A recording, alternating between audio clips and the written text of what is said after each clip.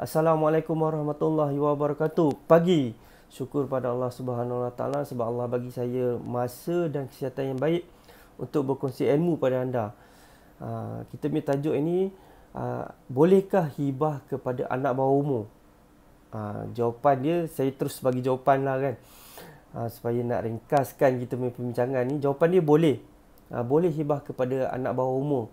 Tetapi saya sangat sarankan pasangan ni bincang dulu sama-sama.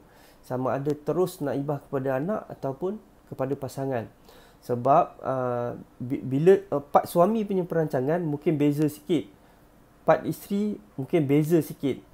Sebab tu nak kena bincang dulu. Nak buat keputusan sama ada nak serah kepada anak terus atau pada pasangan dulu. Sebab macam saya, bila dah bincang, saya akan bagi saya punya pendapat. Saya akan tengok, pertama saya akan tengok waris faraid tu macam mana. Nombor dua, keadaan keluarga tu macam mana. Keadaan hubungan silaturahim di antara waris faraid tu macam mana. Dan aset tu macam mana. Sebab nak buat perancangan ni, ialah saya nak bagi tahu mesti nak ikut landas yang betul lah. Tapi kalau kata nak juga, boleh je buat, tak ada masalah. Okey. Sebab masing-masing tu ada, macam saya dah cakap tadi, dia punya perancangan tu ada beza-beza. Ada kepentingan dia tersendiri. Tak boleh nak pukul rata. Okey, itu yang pertama. Kalau kata nak buat juga, okey, boleh teruskan, tak ada masalah. Lepas tu, contoh, kita ambil contoh nak hibah rumah. Boleh tak? Boleh. Kalau kata nak masa meninggal tu kita bawa, kita meninggal anak tu bawah umur. Boleh tak? Boleh. Kalau kata bagi cash, boleh tak? Boleh. Kalau kata bagi duit insurans ataupun takaful yang kita ambil, boleh tak? Boleh. Okey, bagi rumah, proses dia macam mana? Bila katakanlah meninggal, anak tu masih bawah umur. Syarikat amanah, kita akan lantik syarikat amanah untuk jadi pemegang amanah bagi harta yang kita tinggalkan. Lepas, sebagai contoh rumah, syarikat amanah akan pindah milik kepada nama dia dulu, atas nama syarikat amanah. Bila anak ni dah umur 18 tahun, baru kita serah kepada anak tu tadi. Sama jugalah cash. Boleh. Kalau kata kita nak bagi arahan spesifik, nak buat macam mana, boleh, tak ada masalah. Kalau anda tengok contoh yang saya bagi, kisah ni adalah klien yang saya buat.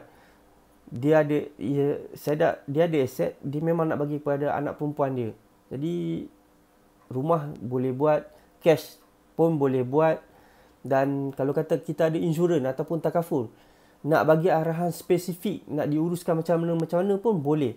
Sebab kalau kita tak buat perancangan ataupun kita just kita cakap secara konteks, ikut undang-undang keluarga Islam, apabila meninggalnya ayah ni, contoh ayah, meninggalnya ayahnya tadi ni, anak bawah umur ni tadi, kalau contoh nilai cash yang dia dapat, contohnya lebih pada 50,000, amanah raya akan pegang.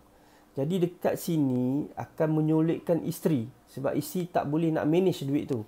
Sebab benda ni memang berlaku, sebab saya dah urus, saya ada jumpa klien yang dia uruskan pusaka, memang bila ni amanah raya yang akan pegang duit tu. Jadi payahlah sebenarnya. Sebab tu saya cakap tadi, perancangan suami mungkin lain sikit, kalau macam isteri lain sikit. Untuk perancangan suami, dia melantik isteri ni sebagai pemegang amanah. Kalau tak, harta ni tadi akan sepatutnya diuruskan oleh, jika ayah kepada suami ni masih ada, ayah tu kena manage. Jadi macam susah sikit lah. Kalau kata kena ayah tu uzur, satu hal lah.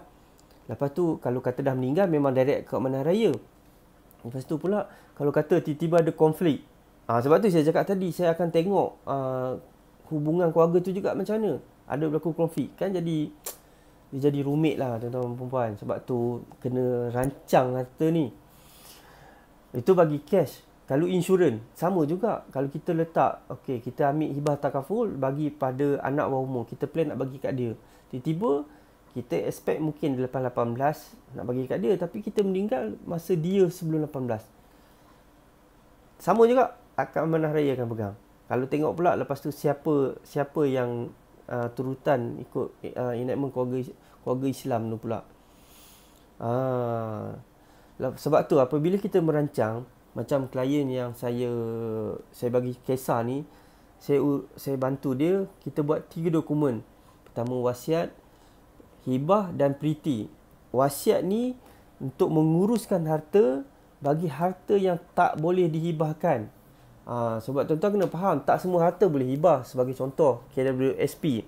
Mungkin kita ada dapat pencen ataupun gratuity, ataupun termasuk kereta. Tak semua harta boleh hibah. Jadi harta yang tak boleh hibah tu, tapi kita nak di-manage seperti mana yang kita nak juga. Maksudnya kita ada arahan nak bagi syarikat amanah pegang dan nak bagi arahan spesifik. Kita arahan tu letak dalam wasiat, dan harta yang tak boleh dihibahkan tu tak dalam wasiat. Okey, lepas tu pula bagi harta yang boleh hibah, sebagai contoh rumah, cash, ataupun kita make akaun tabung haji, akaun SB, boleh letak dalam tu. Tu tak ada masalah. Cuma kalau kita ada insurans, takaful, kita nak juga diuruskan macam mana arahan spesifik kita. Sebagai contoh yang klien saya bagi tu, dia memang nak juga duit insurans dia tu diuruskan macam mana yang dia nak. Jadi kita buat untuk insurans ataupun takaful ni, kita buat dokumen tambahan, nama dia priti. Dokumen priti dibuat bagi melantik syarikat amanah menguruskan harta tu. Tak kisahlah sama ada menguruskan harta tu ketika contoh kita ambil insurans, kita lumpuh, tak meninggal lagi pun boleh diuruskan oleh syarikat amanah seperti mana arahan yang kita nak. Apabila kita meninggal pun sama, seperti diuruskan seperti mana yang kita nak. Sebab tu tuan-tuan dan puan, rancang harta tu. Sebab apa? Kita nak memudahkan urusan waris. Bila kita rancang, barulah hati tenang. Macam kes yang tengah buat dengan saya tu, yang cerita yang kat Facebook ni, yang anda baca ni, memang dia buat. Sebab anak dia bawah 18, dia takut. Dia macam ni, dia pun takut nak bagi dekat saudara dia, maksudnya nak bagi kat adik-beradik dia. Ujian harta ni berat tuan-tuan dan puan. Kita takut bila dah serah, digelap mata, tiba-tiba dia sepatutnya guna duit tu untuk uruskan anak buah dia. Tapi dia guna beli handbag, tukar kereta baru, belanja sana sini. Tiba-tiba daripada hidup biasa-biasa, dia dah jadi luar biasa macam orang kaya. Dia takut benda macam ni. Dia bukan tak percaya, saya cakap. Bukan tak percaya, cuma nak mengurangkan masalah. Daripada sepatutnya harta tu dapat ke anak dia, dia dah bekerja berpuluh-puluh tahun, tapi tiba-tiba diseleweng oleh saudaranya sendiri. Jadi tak nak lah macam tu. Jadi sebab tu dia buat.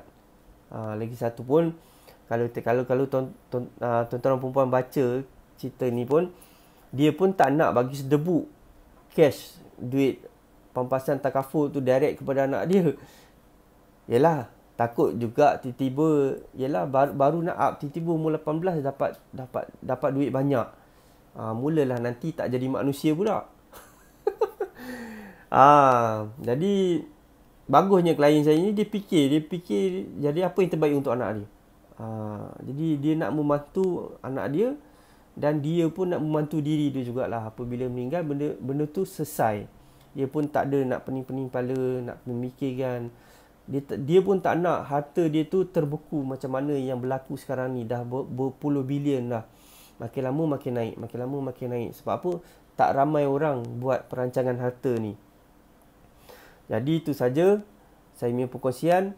Kalau anda ada soalan, boleh terus hubungi saya.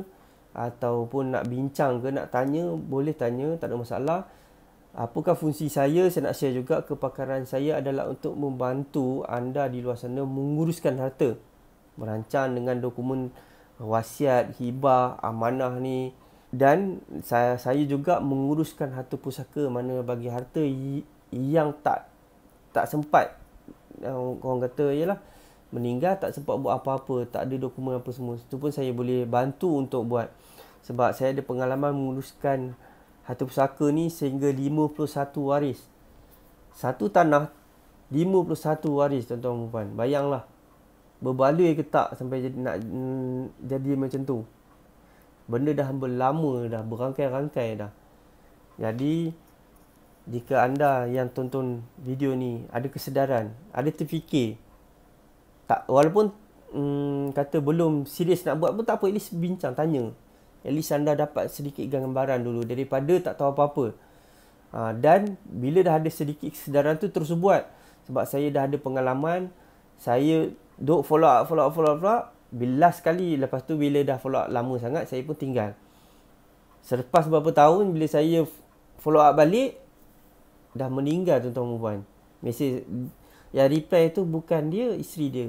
Kata, maaf tuan, suami saya dah meninggal sekian. Saya harap tuan doakan. Jadi saya pun rasa kesian jugalah sebenarnya. Saya boleh buat apa yang saya mampu dan saya cuba bantu sebaik mungkin, insya-Allah, dengan izin Allah. Jadi sampai sini saja. Apa-apa boleh hubungi saya. Okey, sampai sini saja. Assalamualaikum warahmatullahi wabarakatuh. Pagi.